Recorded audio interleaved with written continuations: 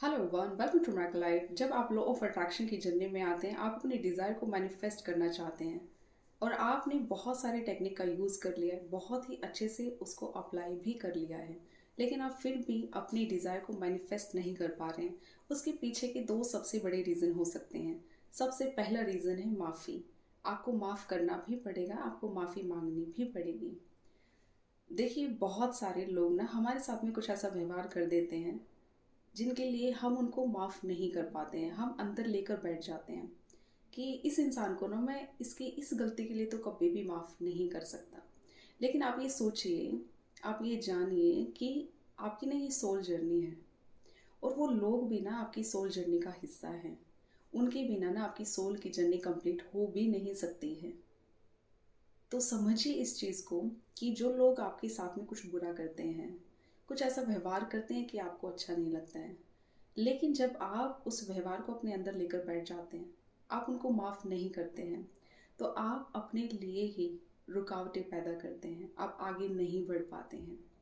आपने देखा होगा ना कई ऐसे लोगों को कि उनके ना शरीर में कुछ बीमारी है और उन्होंने ना बड़े से बड़ा इलाज अपना करा लिया है, लेकिन वो फिर भी ना ठीक नहीं हो पाते हैं।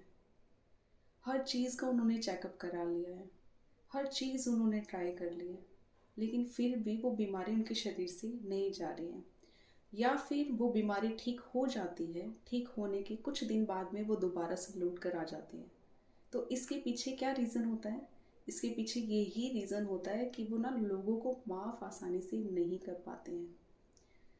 एक भैया थे, तो उन्होंने बताया कि एक अंकल थे, वो ना प्रार्थना करते थे एक्चुअली, ईसाई धर्म में थे वो।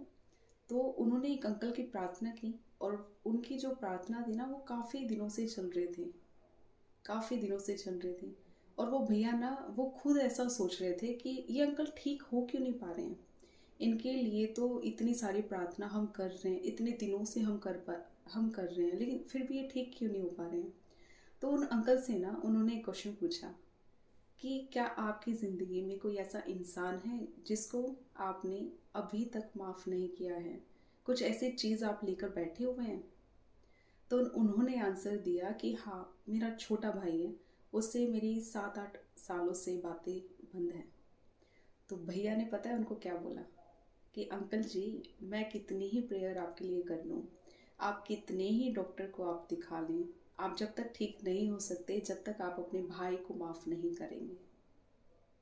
आप जब तक ठीक नहीं हो सकते, जब तक आप अपने भाई को माफ़ नहीं करेंगे। उन भैया ने उनको सजेशन दिया कि अंकल जी, आपके छोटे भाई हैं, ठीक है, हो गई उनसे गलती, लेकिन अब आप ये देखिए कि आपके अंदर एक बीमारी है और वो ठीक नहीं हो पा रही है, और उसके पीछे का रीज़न ही ये है कि आप अपने भाई को माफ़ नहीं कर पा रहे हैं। जब उन भैया ने उनको बोला कि आप अपने भाई को माफ़ करें, तो उन्होंने ना एकदम से साफ मना कर दिया कि नहीं, मैं उसको माफ़ नहीं कर सकता, मैं कभी उसको ज़िंदगी में माफ़ ही नहीं कर सकता। फिर भैया ने उनको समझाया कि आपको माफ़ करना चाहिए, और आप जब तक माफ़ नहीं करेंगे आपकी ये बीमारी कभी ठीक नहीं हो सकती है। तो उन अंकल ने ना अपनी बीमारी को ठीक करने के लिए अपने भाई को माफ़ किया, उनको फ़ोन किया, फिर उनके घर मिलने गए, गले मिले, और 2-3 दिन बाद में उन भैया के पास में फ़ोन किया कि थैंक यू बेटा, कि आज ना मुझे बहुत ही अच्छा महसूस हो रहा है। मतलब जो इतने सालों से जो मेरी बीमारी चल रही थी, मैंने हर जगह चेकअप करा लिया, सारी चीज़ें करा ली, लेकिन ये जो शांति का जो मैं एहसास करना चाहता था ना, इतने दिनों से नहीं हुआ था, और ये आज मुझे शांति मिली है और मुझे यकीन है कि ये बीमारी भी ठीक हो जाएगी। और आप यकीन मानिएगा, कुछ ही दिनों में वो अंकल ठीक भी हो चुके थे, बिल्कुल ठीक हो गए थे। जब हम किसी को माफ़ कर देते हैं तो हमारी ही जर्नी कितनी ब्यूटीफुल हो जाती है। तो आप ये देखिए, मैं ना सिर्फ यहाँ पर ना सिर्फ डिज़ायर को मैनिफेस्ट करने की भी बात नहीं कर रही हूँ। इसके अलावा भी आप देखिए, कहीं आप शांति का अनुभव, आपकी ऐसा तो नहीं है कि आप शांति का अनुभव अनुभव ही नहीं कर पाते हैं। तो आपको ना ज़रूरत है उन लोगों को माफ़ करने की जिन्होंने आपके साथ में कुछ भी बुरा व्यवहार किया था, जिन्होंने कुछ भी आपके साथ में गलत किया था। एक चीज़ आप ये सोचिए कि आपकी सोल की जर्नी उन लोगों के बिना अधूरी है। वो लोग आपकी सोल जर्नी का हिस्सा हैं। और ये भी आप जानते हैं कि आप ही ने उनको मैनिफेस्ट भी किया है, आप ही ने उनको अट्रैक्ट भी किया है अपनी सोल जर्नी में। तो आप उनको माफ़ कीजिए और आगे बढ़िए। आप अपने आज में कुछ भी ब्लॉकेजेस को क्रिएट कर रहे हैं तो वो अपनी वजह से ही आप कर रहे हैं। बहुत ज़रूरी है माफ़ी मांगना, बहुत ज़रूरी है माफ़ करना। आप नहीं कर पा रहे हो तो आप आगे नहीं बढ़ पाओगे। क्लींजिंग करना बहुत ही ज़्यादा ज़रूरी होता है। आपके अंदर इतने सारे आप ये नेगेटिव इमोशंस आप लेकर बैठे हो, जब तक इनको बाहर नहीं निकालोगे अच्छी चीज़ें अंदर कैसे जाएंगी आपकी। ऊपरी तौर पर आप कितनी ही टेक्निक्स फॉलो कर लो, ऊपरी ऊपरी दिखावा आप कितना ही कर लो, जब तक आप अंदर से क्लीन नहीं करोगे ना, अंदर से आप क्लींजिंग नहीं करोगे, आप वो शांति का अनुभव नहीं कर पाएंगे और ना आप अपने डिज़ायर को मैनिफेस्ट कर पाओगे। तो आप ये एक चीज़ ये भी सोचें कि आप जब किसी को माफ़ कर रहे हैं, आप जब किसी से माफ़ी मांग रहे हैं तो आप ही का फ़ायदा हो रहा है इसमें। किसी और का हो ना हो, आपका फ़ायदा ज़रूर हो रहा है। तो माफ़ी मांगना सीखिए, माफ़ करना सीखिए, ज़रूरी है ये। अब मैं ये भी नहीं बोल रही हूँ कि उन लोगों के सामने आप जाकर माफ़ी मांगे। बहुत बार ऐसा होता है ना, हम नहीं मांग पाते हैं, तो कोई बात नहीं। आपको कैसे आप माफ़ी मांग सकते हैं, आप एक पेन पेपर लेकर बैठ जाइएगा और ऐसे माफ़ी मांगना और ऐसा बिलीव भी करना कि आपको माफ़ी भी मिल चुकी है। उस यूनिवर्स से माफ़ी मांगना, शुक्रगुजारिता के साथ में माफ़ी मांगना कि थैंक यू यूनिवर्स, मुझे माफ़ करने के लिए। जो भी आपकी गलती है उसको लिख देना कि थैंक यू यूनिवर्स, मुझे माफ़ करने के लिए कि मैंने इसके लिए इतने दिनों से इस बात के लिए इसको माफ़ नहीं किया था। आई एम सॉरी यूनिवर्स कि मैंने अपने ही लिए ये ब्लॉकेजेस को क्रिएट किया। और थैंक यू सो मच, मैं विश्वास करता हूँ कि आपने मुझे माफ़ कर दिया है। इस तरीके से आपने माफ़ी मांगनी है। आप अपने कैसे भी आपको वर्ड्स को आप इधर उधर कर सकते हैं, ठीक है। आपने शुक्रगुजारिता के साथ में माफ़ी मांगनी है कि थैंक यू यूनिवर्स, आपने मुझे माफ़ कर दिया।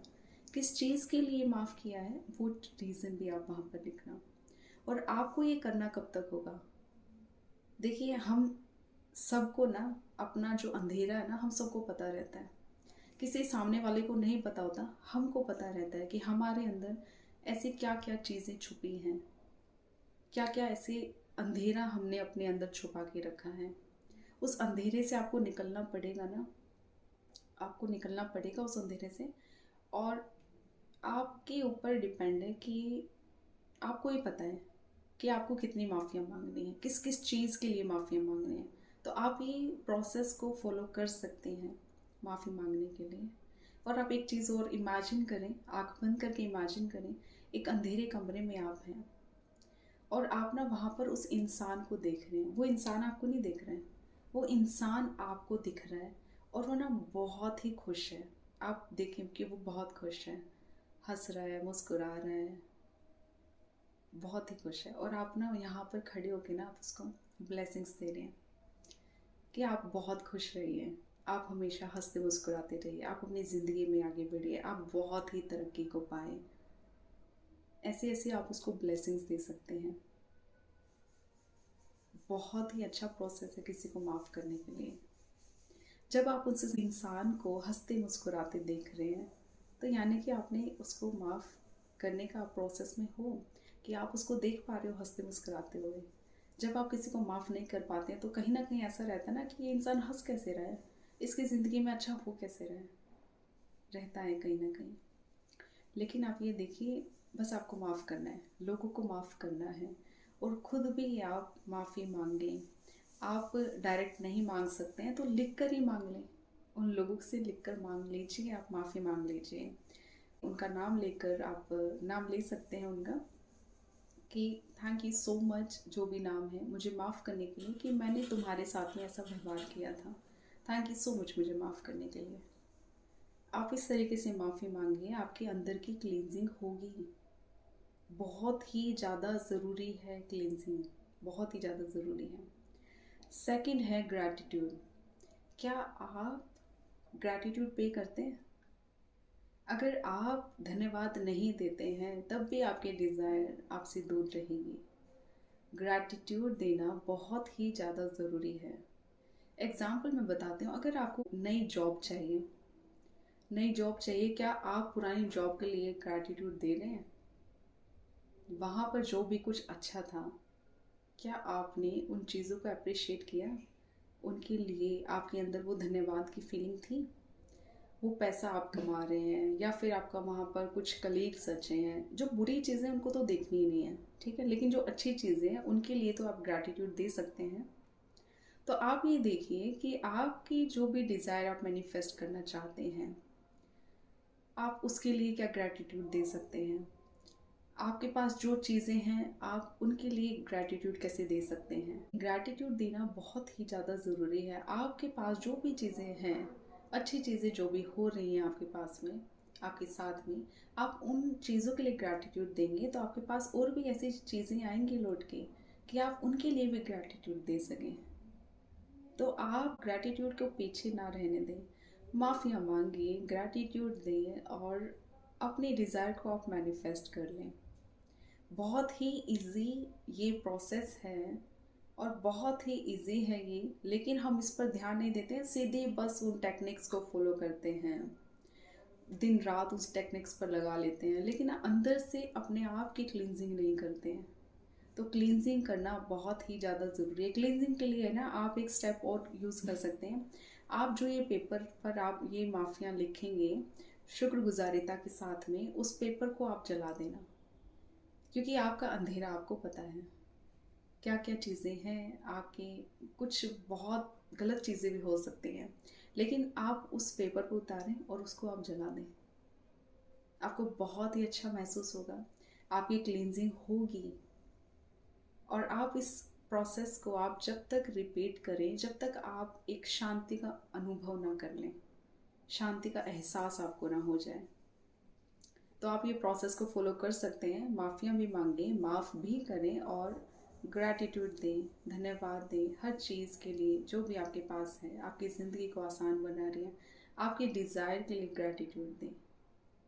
थैंक यू सो मच मुझे सुनने के लिए। ब्लेसिंग्स दीजिए, ब्लेसिंग्स लीजिए, अपनी लाइफ को एक मिरेकल लाइफ बनाइए। Thank you so much.